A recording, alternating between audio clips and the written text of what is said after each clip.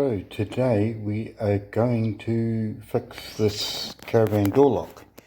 What actually happens is it works fine on the outside, but it's this internal piece that's playing up. If, it spins right around and all sorts, and when you're in the caravan you can't get out because it doesn't pull the latch back.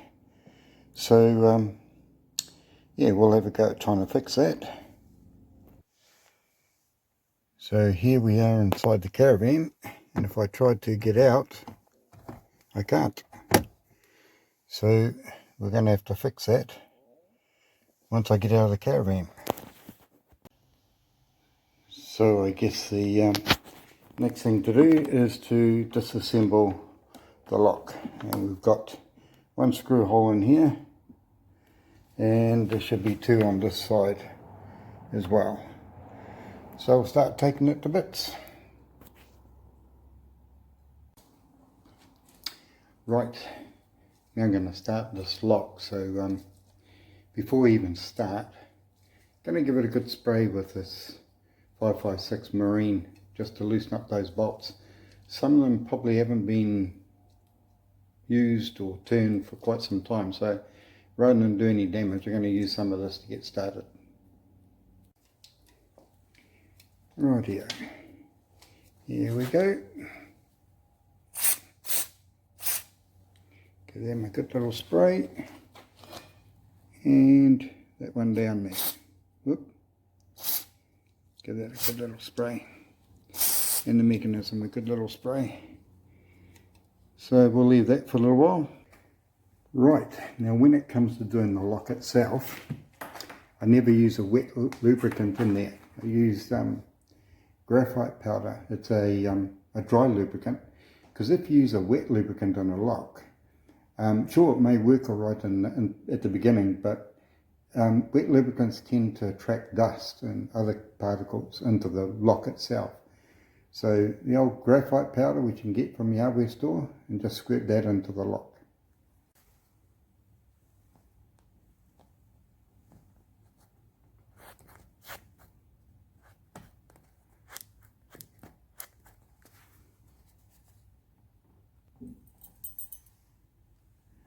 And then once I've squared the powder in, just put the key in it, and that'll make the lock a lot more easier to handle.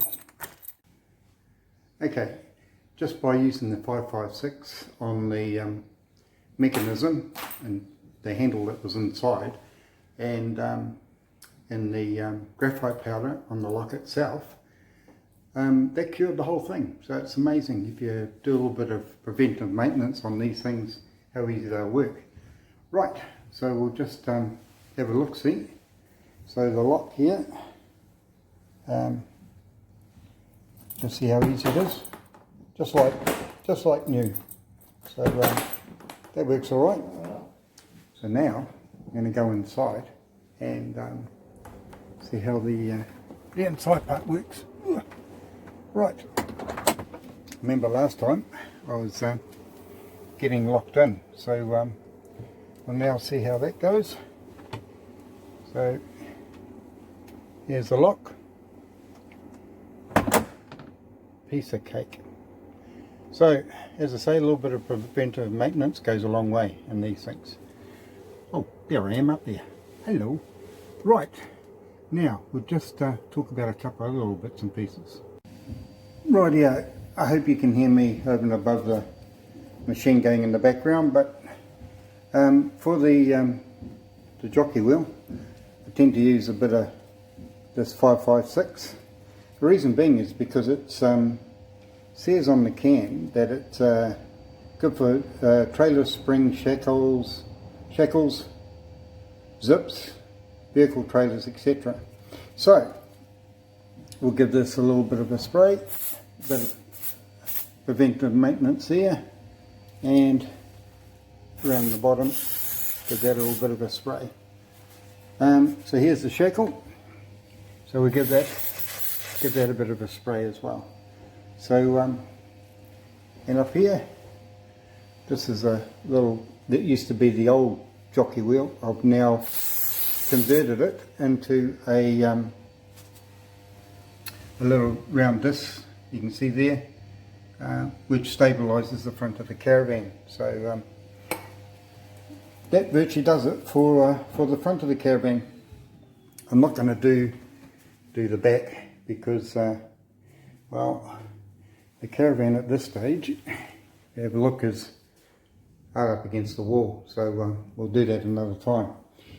So anyway, there's a couple of things. One thing I must mention, if you're using a CRC product, generally they have blue labelled cans, and they're okay for your electrical cables. Never use the standard CRC on electrical cables and fittings, such as, if I can drag it out under here, such as these. You always want to use the blue CRC ones, because blue generally is for, if the focus can go right, blue is generally for electrical, and all these other ones are for metal, etc. So I'll just show you over here. Go back to our messy workshop area again. And here's your typical electrical can. There you go. Displaces more, protects all metals, but it says improves electrical properties. Okay, so this is okay even on metal, but and wires, but don't use the red one, as I say, on the electrical. Right, well that's about it for now, because I'm going to repeat myself. Another thing I also carry is a bit of multi-purpose duster, which is just blasts cold air into certain joints to free them up. It's also another very good product. So yeah, that's about it for that. Well, I certainly didn't expect the lock to work so well with that product, but it has worked very well and freed it up. So I'm very pleased with that. Just one other thing while we're talking about looking after your caravan, especially over these lockdown periods or winter months, etc. We often run this dehumidifier in the caravan. It's going right now, and it's always good, even though it's in a garage. It's maybe you can see that, but it's almost full with water and moisture.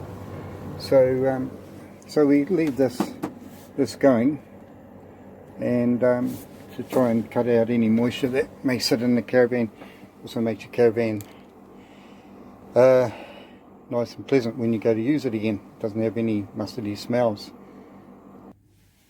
So when we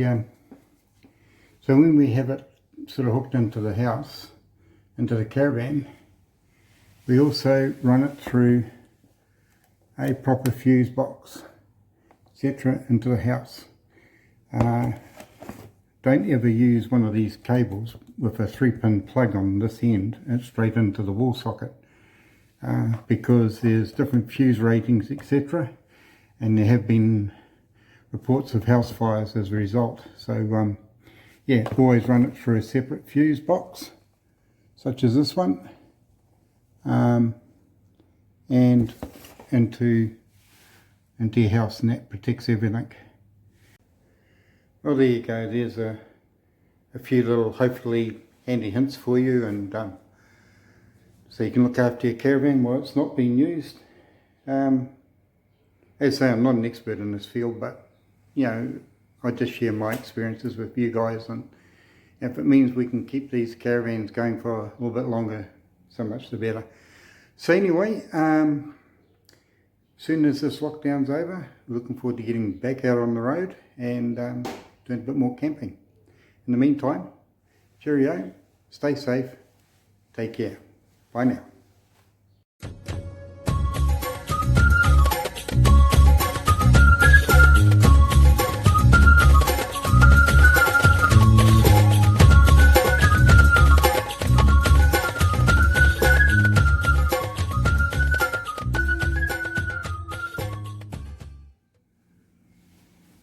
Well, believe it or not, I didn't have to the 556 and the oh, what do you call it now? Graphite powder, that's right. I'll go back to where I was.